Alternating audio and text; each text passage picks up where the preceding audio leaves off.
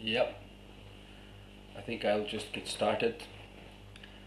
I feel the Lord calling me to give my testimony.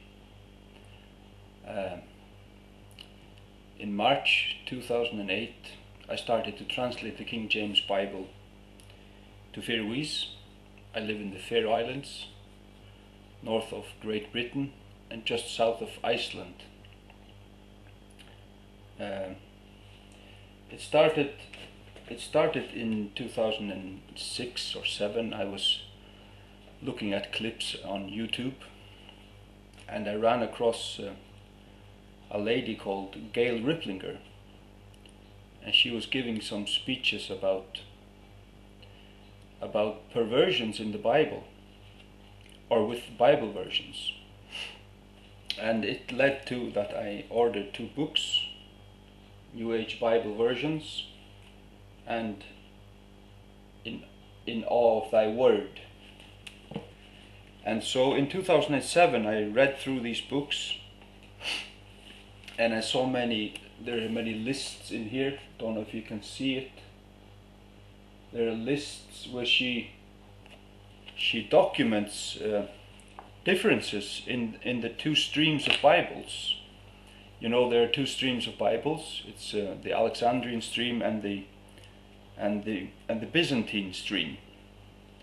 And I learned that the King James Bible is the pure, preserved Word of God. God promised in Psalm 12, verse 6 to 7, that He would preserve His words forever. And so, upon reading these 2 books, the Lord started speaking to my heart almost constantly. You know, we have two Bible translations in Faroese. We have 2 Bibles. One of them is called Biblia,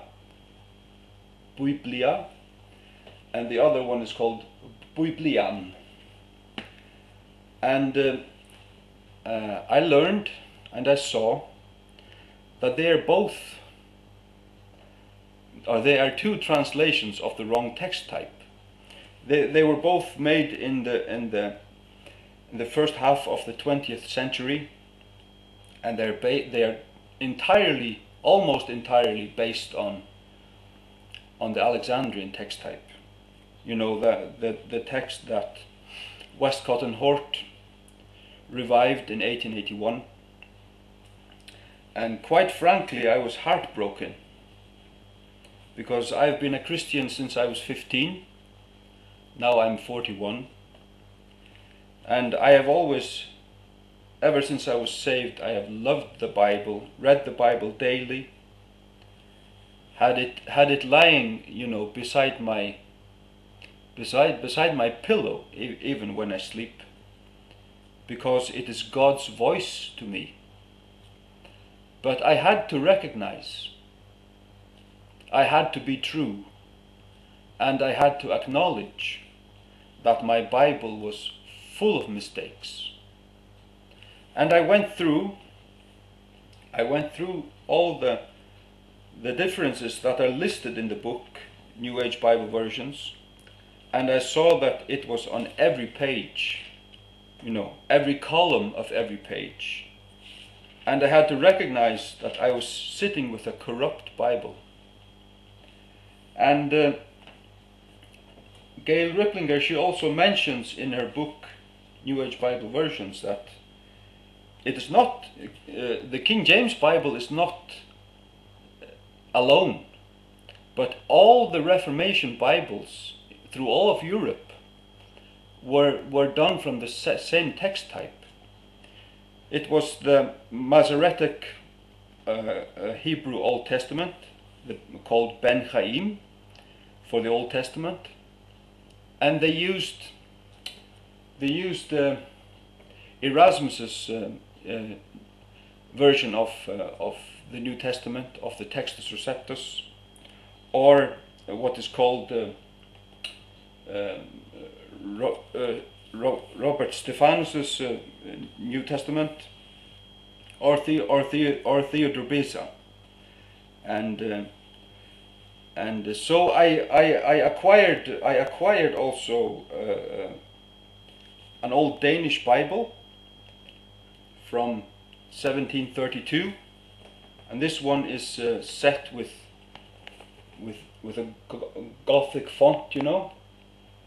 I don't know if you can see it. It's maybe a little unclear, but it's set with a Gothic font, and I can read it. You know, it's old language, but I can read it. And also I got this Luther Bible, Die Heilige Schrift. I got this one sent from Switzerland, from a man named Nico Verhoef, a Bible teacher there. And I saw that the King James and this old Danish Bible and the Luther Bible, they are the same Bible. It's the same book. They're just minor differences, but they're so minor, you know, that they really don't count very much. But I saw that the two translations I have here in Fairways, they cannot even be called the Word of God. And it broke my heart. And the Lord started to pull at my heart. You know, when I was praying, the Lord would say, translate the King James Bible. And I didn't dare do it. And the Lord struggled with me for a whole year. And so I started to correct this Bible, which is the Bible of the Lutheran Church. I took the text in and I went through, you know, verse after verse, and I did thousands of changes, thinking that I could repair it. And I did that for a whole year. But I found out that it was impossible, because the differences were found to be even in the forms of the words. The very forms of the words, in syllables of words, there were differences. And it was impossible to get a pure Bible. And then in March of 2008, I suddenly got an email from someone in Denmark that I didn't know even. And they invited me to a Bible conference. It was a conference about Bible translations and street evangelism, which I have been doing a little bit of, street evangelism. And I found out that it was Gail Ripplinger who had written to a couple in Denmark who also are working on translating the King James Bible into Danish. And so I went to this conference, and it was this man called Nico Verhoef, a Bible doctor in Switzerland, who was teaching us about the Bible version issue. And there I settled it in my heart. I will translate the King James Bible. And I started right away. This was the 28th of March 2008, and I would translate one page every day. And I made an agreement with the Holy Spirit, the Holy Ghost. I said, I will get up at 6 o'clock every morning and translate one page from this big Cambridge Pure Edition. Don't know if you can see it. It has only the words of God with big type, big letters. And I would have this sitting in my dock, and I would, you know, the dock just in front of my computer, and I would translate word for word, every word.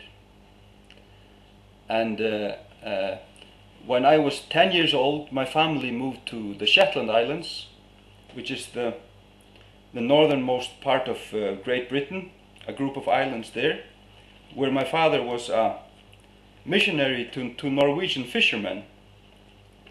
And so we lived there for 5 years, and I learned English, or Scottish English, you know. And when I was 15, I could speak better English than I could speak Faroese. So I know my English quite well. And so translating was not so difficult. And but whenever in doubt of a word, I would use dictionaries and word lists. You know, I acquired some word lists of archaic Bible words. There's a word list given out by David W. Daniels, and I used that. And I also used the Sword of the Lord, a computer program. And quite early on, I would also decide to make a word list in Microsoft Word. I just made an alphabetical list, and whenever I had looked up a word in some dictionary or in the word lists that I had, and when I had settled a word that this was the best word to use in Faroese, then I would type it in my word list. And that word list has now grown to contain 14,200 words in total in that word list. And that has shown to be very useful to use, so that I would only have to look up every word once, and then that was settled. But I would also choose 3 words for every difficult word, so that I would maybe decide to use one of the words in one verse, and in some other verse I would use another word that would fit better into that verse, you know. Yeah. And by the grace of God, it took 14 months to translate the whole New Testament. I would translate 1 page every day, and it's a strange thing, you know. I made this agreement with the Holy Spirit that I would get up at 6 o'clock every morning, and some mornings I thought I would sleep in, and I would not set my clock to wake me. But then the Holy Spirit woke me. There would be a loud sound in the room, or I would hear a sound on the computer, a cracking sound, very loud, and I would wake up, and I would put the light on in the room, and the time was 2 minutes to 6, and I knew that I could not sleep in. I had to do it, so I did it. And then after completing the translation of the New Testament, I proofread it through 10 times before sending it to be printed. 5 times where I would play off, you know, a file on the computer, and I would follow on my translation. I would play 1 sentence at a time, and then stop, then another sentence, then stop, and I would do between 10 and 20 pages a day. And then I would proofread through in Faroese, and then again with playing the files. So I did 5 proofreadings of each. And then, of course, I used spelling control in Microsoft Word to catch spelling errors. And then after proofreading 10 times, it was printed. And So I want to encourage other people in other countries. You know, we can not only have the pure Word of God in English. There are many languages in the world, and if you look a little bit on YouTube and listen to the people who defend the King James Bible, I'm sure you will see that this is a very serious issue. It is a very serious issue for every Christian that he has the pure Word of God. It means a lot to me, and I had to do it. And when I had been translating for 3 months, I just started the book of John.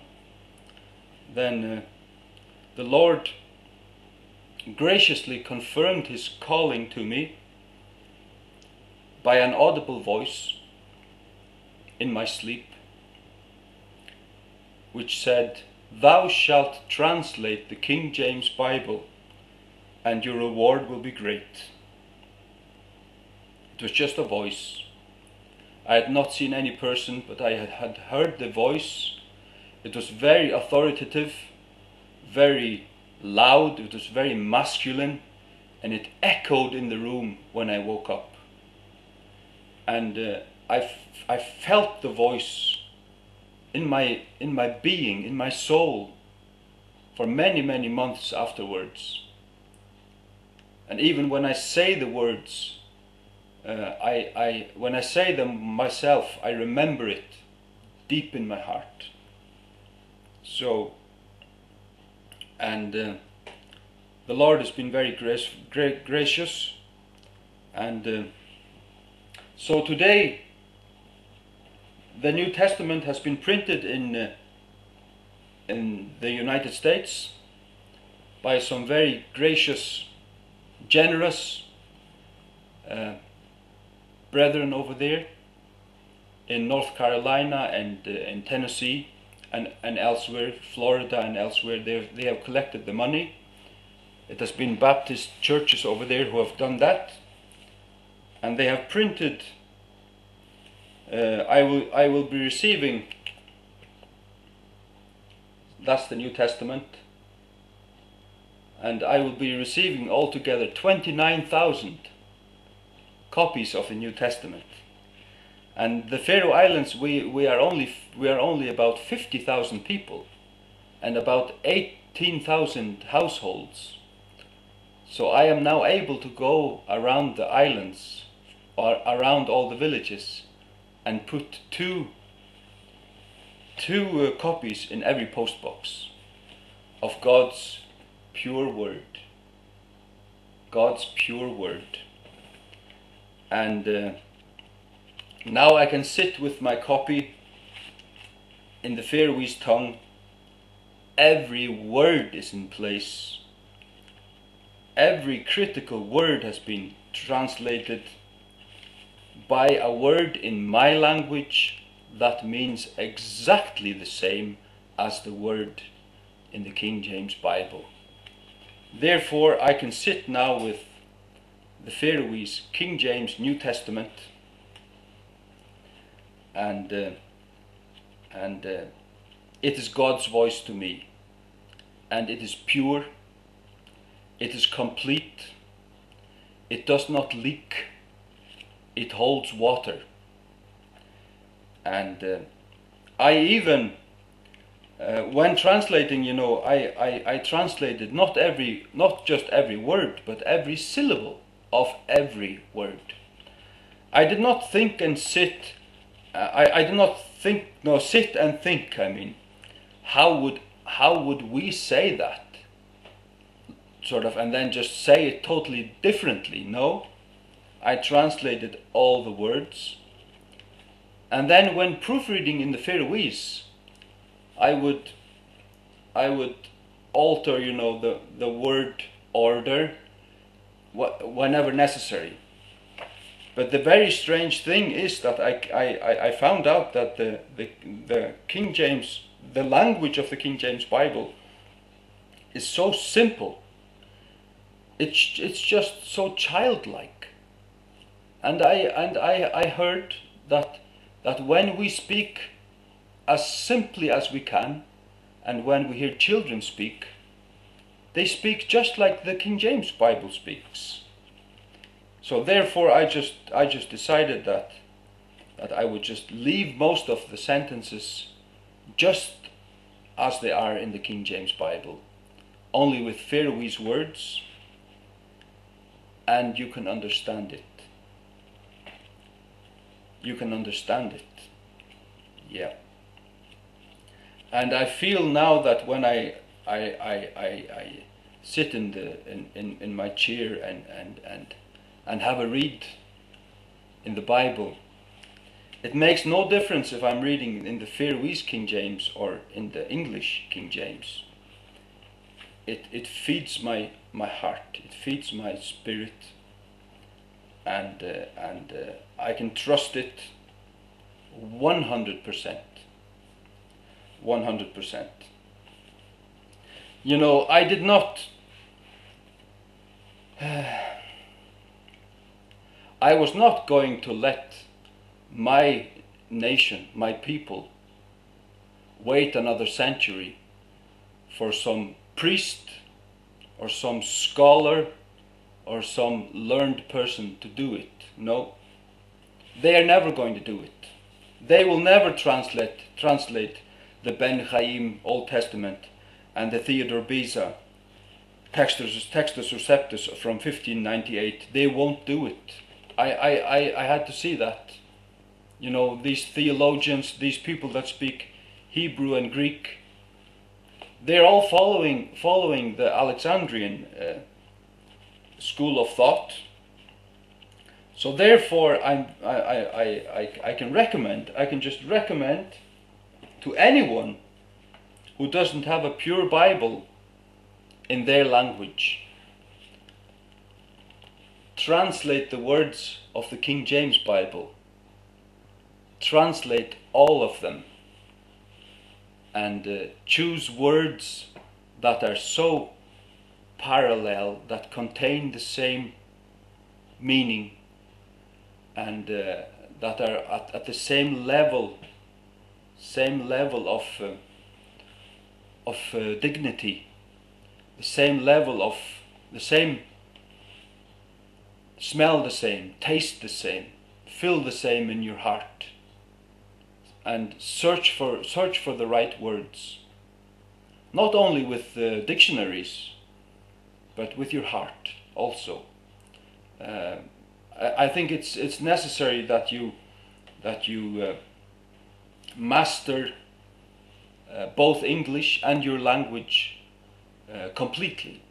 You must master them completely, and I have found also that knowing Icelandic fully, you know, I studied graphic design in Reykjavik, and I lived in Iceland for 3 more years after that also, so I have lived there for 7 years. And Icelandic is an older form of Faroese, and Faroese is maybe a little bit narrow, it's a bit shallow, you know. Sometimes you search for words when you're translating from the King James Bible, but I found that knowing Icelandic, I could borrow, because the languages have the same roots, and 80% of the words are almost identical, you know. And for example, when I moved to Iceland, I had only lived there for about a month, when suddenly, all of a sudden, I could understand everything and speak it fluently. It's just like, you know, French and Italian and Spanish, you know, they have the same roots. If you go back about 7 or 8 centuries, then they become more and more similar. It's the same with Icelandic and Faroese. So, and also I found that doing this very thing, you know, borrowing words and expanding the language, I found that it also seasons. It sort of puts salt on the words. It makes it yeah. It gives it dignity and makes it special. And there's another thing that I decided to do. I did not want a modern Bible. I mean, there are modern Bibles all over the world, and who cares for them? Who respects them? Who loves them? Who would die for them? Nobody. Nobody. But I would die for my one.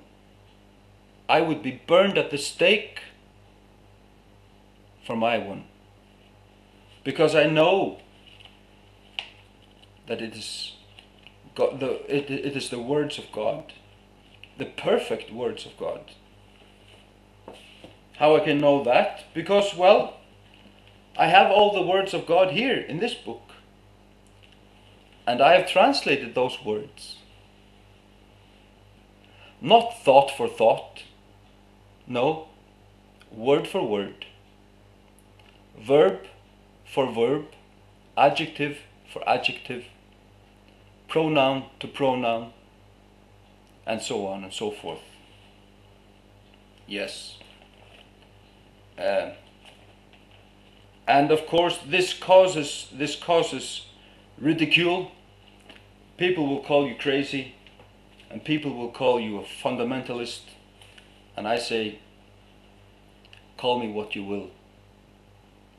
I love the Word of God, and you can mock all you want, you can kick me, you can kill me, you can chop my head off, you can burn me at the stake. Just remember to tie a copy of my Faroese King James around my neck, and I will gladly go into eternity and meet Jesus and eat steak with Tyndale and Wycliffe and other good men of the faith.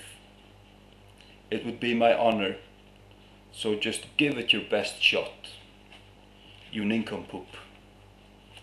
You popish nincompoop from hell. Well, then after when I had sent the New Testament to be printed, I continued to translate the Old Testament, and then I was in better training, and I could translate 2 pages a day. And so I translated 2 pages a day for 3 years. And then in March of 2012 I finished translating the Old Testament. I would translate 2 pages, you know, from there down to here every morning. Every morning. And you need to be stubborn. You need to be very, very stubborn. And you will never finish if you translate whenever you feel like it. No. You have to get up every morning and not go to bed until you have translated the portion for that day. If you do that, then you suddenly see, wow, I've already translated 500 pages. A couple of months later, wow, I've already translated 800 pages. And then half a year later, wow, I've only got 100 pages left. And then half a year later, you're finished. Hallelujah. Yep. Yes, so I just want to also thank all the people out there on YouTube. I watched a lot of YouTube videos with Brian Denlinger. I've watched them all, and Edward 123, and all the other ones. You know, many hours a day, and I want to thank you all because that has encouraged me an awful much, and kept me going, given me added wood to my fire, and kept my fire burning. And so God bless you all, and praise the Lord. He has preserved His words in the King James Bible. They are pure, and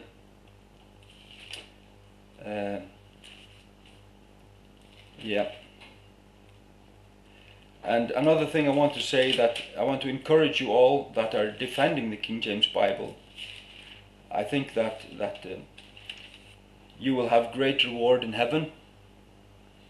A great reward in heaven. Yeah. Like the Lord said to me, "Thou shalt translate the King James Bible, and your reward will be great." Hallelujah. I want to read Psalm 12.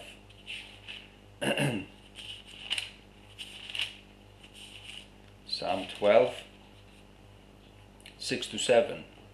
The words of the Lord are pure words, as silver tried in a furnace of earth, purified 7 times. Thou shalt keep them, O Lord, thou shalt preserve them from this generation forever. Praise the Lord. Amen.